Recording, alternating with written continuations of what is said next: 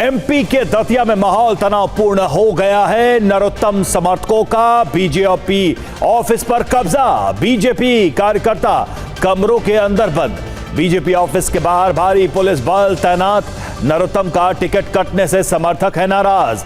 समर्थकों को हटाने पहुंची एमपी पुलिस तो दतिया में बीजेपी के सामने एक अलग ही चुनौती खड़ी हो गई है। नरोत्तम मिश्रा के समर्थक इस वक्त बीजेपी दफ्तर पर मौजूद है। बड़ी संख्या में पुलिस बल यहां पहुंची है उनको हटाने के लिए। तस्वीरें आप देखिए, बीजेपी दफ्तर की ये तस्वीरें, दतिया के बीजेपी दफ्तर की ये तस्वीरें जहां पर नरोत्तम मिश्रा के समर्थकों ने कब्जा कर लिया है।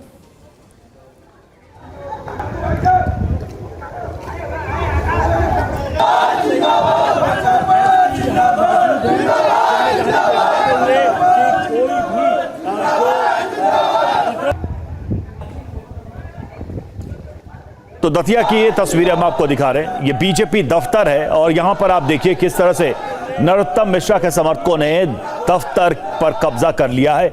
बड़ी संख्या में पुलिस बल यहां पहुंची है। टिकट कटने के बाद से ही समर्थक लगातार नाराज हैं और लगातार उनकी तरफ से यह प्रदर्शन किया जा रहा है। ये देखिए बीजेपी ऑफिस की तस्वीरें हैं। छत पर, बालकनी में, हर जगह यहां पर नरोत्तम मिश्रा के समर्थक मौजूद हैं। कई बीजेपी के जो ऑफिस में मौजूद कार्यकर्ता थे उनको दफ्तर में ही बंद कर दिया इन तमाम लोगों ने और अपना विरोध जता रहे। भारी नाराजगी उनके अंदर नरोत्तम मिश्रा का टिकट कटने की वजह से।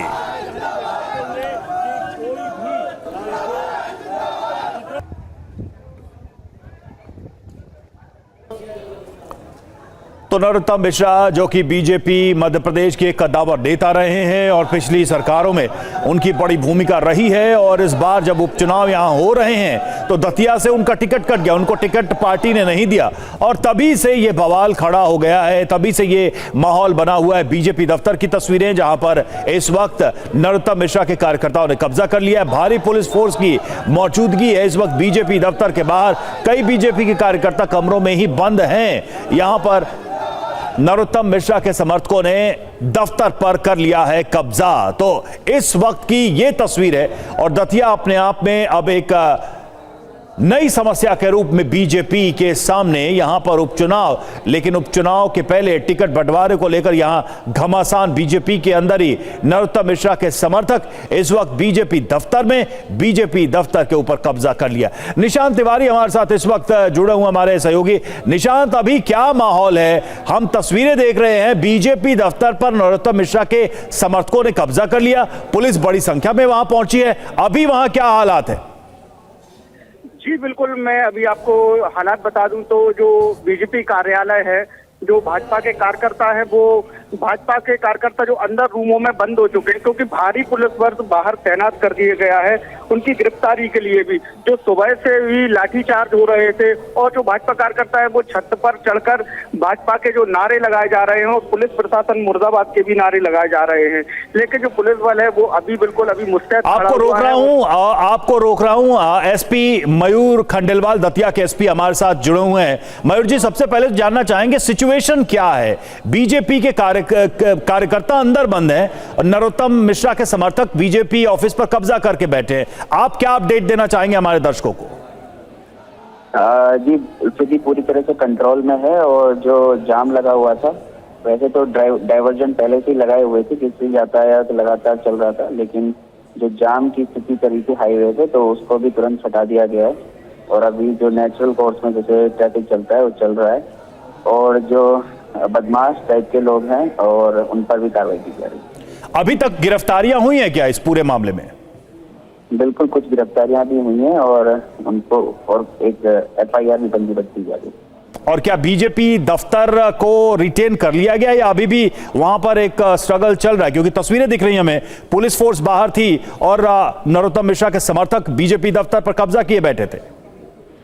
नहीं, बिल्कुल पूरी तरह से इसमें संवाद भी चल रहा है और पूरा उनको बार बार समझाइश दी जा रही है कि या तो गिरफ्तारी दे दें या फिर अपना शांतिपूर्वक यहाँ से चले जाएं। किसी भी सूरत में चक्का जाम जो है वो लगने नहीं दिया जाएगा। अच्छा मयूर खंडेलवाल जी, ये भी खबर आई थी कि जो बीजेपी के समर्थक है, नरोत्तम मिश्रा के जो समर्थक है, उनकी तरफ से पथराव भी किया गया था। तो क्या इसमें कोई घायल भी हुआ है, कोई चोटिल हुआ है, कोई पुलिसकर्मी, ऐसी भी कुछ जानकारी?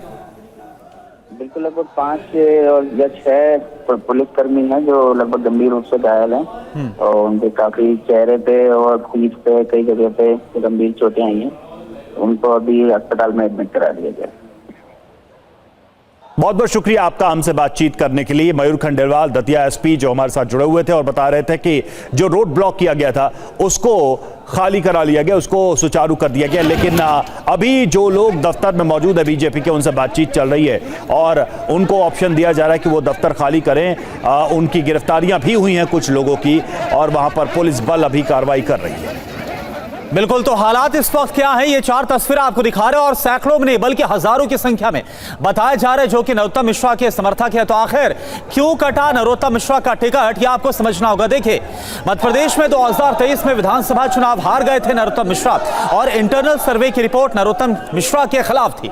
सर्वे में नरोत्तम की जीत की संभावना बहुत कम बताई गई थी। केंद्रीय नेतृत्व ने एमपी बीजेपी से फीडबैक मांगा और एमपी बीजेपी ने संकेत दिए कि नरोत्तम की जीत आसान बिल्कुल नहीं होने वाली और इसी के बाद उनका जो टिकट है वो कटा था। लेकिन अभी इस वक्त मौजूदा हालात क्या है, और देखिए भोपाल से संवाददाता शुभम गुप्ता इस वक्त हमारे साथ लाइव है। शुभम, क्या आपके पास जानकारी है, क्योंकि हमने कई ऐसे जो नरोत्तम मिश्रा के समर्थक है उनको ये बोलते हुए सुना कि जब तक नरोत्तम दादा को टिकट नहीं दिया जाता है, खबर तो ये भी है कि वो नॉमिनेशन का पेपर भी लेकर आ गए थे लेकिन टिकट कट गया। आशुतोष तिवारी का नाम आया, बोल रहे कि जब तक टिकट नहीं दिया जाता उनका यही रुख रहने वाला है। देखिए, इस पूरे घटनाक्रम को समझना होगा। सबसे पहले तो जो आप बात कर रहे हैं कि नरोत्तम मिश्रा के समर्थक इस बात पर अड़ गए हैं कि जब तक नरोत्तम मिश्रा को टिकट वापस नहीं मिल जाता तब तक वो प्रदर्शन करते रहेंगे। ये बात बिल्कुल सही है, क्योंकि इसमें आप देखिए नरोत्तम मिश्रा की ओर से कोई प्रतिक्रिया सामने नहीं आई है। ना तो उन्होंने अपने समर्थकों से अपील की है कि आप प्रदर्शन मत कीजिए, किसी तरह से कोई परेशानी लोगों का ना हो, ना उन्होंने आशुतोष तिवारी को बधाई दी है, ना उन्होंने बीजेपी को लेकर कोई ट्वीट या किसी तरह का कोई वीडियो जारी किया है। अब इसकी इनसाइड स्टोरी भी समझना बेहद ज़रूरी है, चूंकि जैसे ही चुनाव की तारीखों का ऐलान हुआ उसके बाद से नरोत्तम मिश्रा लगातार प्रचार प्रसार करने लगे। कल भी उन्होंने दोपहर 3-4 बजे तक प्रचार प्रसार किया।